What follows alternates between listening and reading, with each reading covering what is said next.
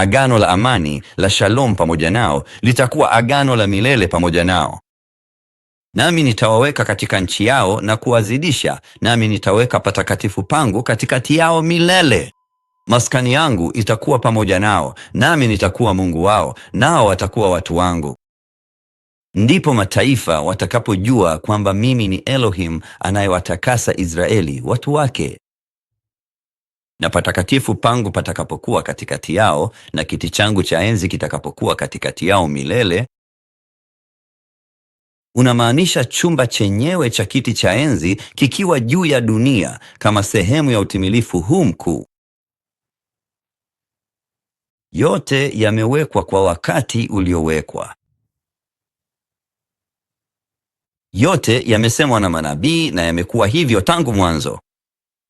Isaya, Danieli, Ezekieli, Zekaria, Hosea, wote wamekuwa wakisema kwamba wote wanazungumza lugha ya wakati uliopangwa, lakini hatukujua. Kumbuka hili na usimame imara. Kumbukeni akilini, enyi wakosaji. Huyu ni Isaya. Kumbuka mambo ya zamani. Kwa maana mimi ni Elohim, wala hakuna mwingine. Mimi ni Elohim na hakuna mwingine kama mimi. Hakuna mtu mwingine anayevaa mbingu kama saa ya mkononi. Hakuna mtu mwingine aliye na mpango wa ukombozi ulioandikwa na kuita nyakati zake zilizowekwa, akitangaza mwisho tangu mwanzo katika nyakati za kale, mambo bado haijakamilika, akisema ushauri wangu utasimama, nitatimiza kusudi langu. Sasa tufanye nini? Tumezungumza kuhusu sehemu hii ya utimilifu halisi wa nyakati zilizowekwa za msimu wa vuli. Michael ataongea kuhusu katika sehemu ya pili Sukot, vibanda, sikukuu ya mwisho na utawala wa miaka 1000 wa Masiha. Kati ya hizo mbili tunaamini kutakuwa na hukumu ya mataifa ya kondoo na mbuzi. Hivyo basi tutaelekea kwenye Sukot katika sehemu ya pili ya mafundisho haya. Kama huendi Sukot, kisha kiliwapata kondoo na mbuzi hawa. Hukumu ya taifa ni wiki ijayo. Kwa hivyo usipokuwepo Shabati ijayo, mambo hayakuenda vyema. Hapana, natania tu. Kuna tukio aina hiyo ya madaraja kabla ya sherehe kuanza na utawala unaotawala.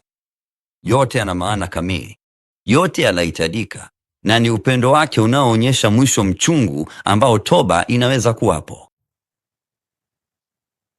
Kwa hivyo, hadi fundisho wiki ijayo, changamoto hii ya karamu ya harusi, nenda huko kwa barabara kuu, waalike kwenye karamu ya harusi wengi utakaowapata. Wale watumishi wakatoka wakaenda barabarani na kuwakusanya wote waliowakuta, wabaya na wema. Kwa hiyo, ukumbi wa harusi ukajaa wageni.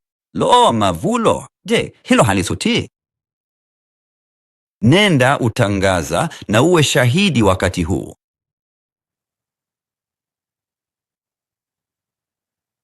Luka 12:35-37. Jifungeni tayari na taa zenu ziwe zinawaka. Muwe kama watu wanaomngojea bwana wao warudi. Waingereza wanajitahidi sana hapa.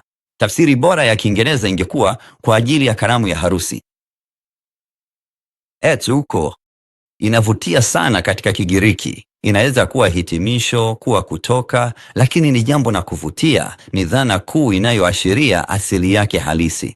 Sehemu ambayo kitendo au mwendo huendelea. Angalia hii ya mahali, wakati, sababu, iwe halisi au ya kimwili. Fikiria nyakati zilizowekwa na utimilifu wake.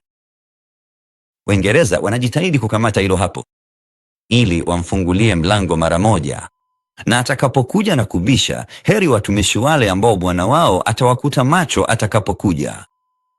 Amil, nawaambia, atajifunga nguo za utumishi.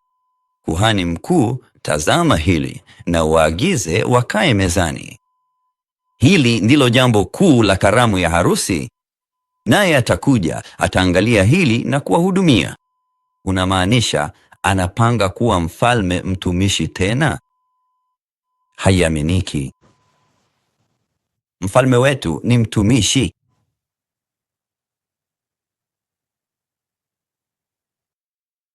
Tobo, wakati wa kuwa shahidi. Sala. Msingi wa ufuasi, muundo wake.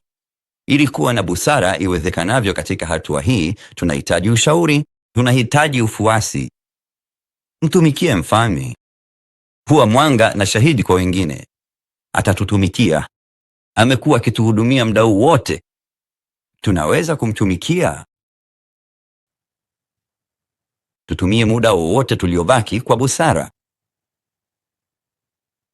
Tunakaribia. Ni karibu wakati. Kwa sababu hiyo, tutakuwa na amani yake ipitayo akili zote, bila kujali dhiki gani tunayoweza kukumbana nayo. Hata iweje, tunavumilia. Kuinuliwa kwa mwisho. Yeye anayeshuhudia mambo haya asema, hakika ninakuja upesi. Amina. Njoo Bwana Yeshua. Neema ya Bwana Yeshua iwe pamoja na wote. Amina. Njoo Yeshua, Masihi, Mfalme, Kuhani Mkuu na bwana harusi anakuja katika sehemu ya pili wiki ijayo. Kuna sababu za ajabu kwa nini? Tuache hapo. Na tutarudi baada ya muda mfupi kwa ajili ya OQ. Ni sehemu ya kwanza, nyakati hizi zilizopangwa za vuli. Tutaonana hivi karibuni.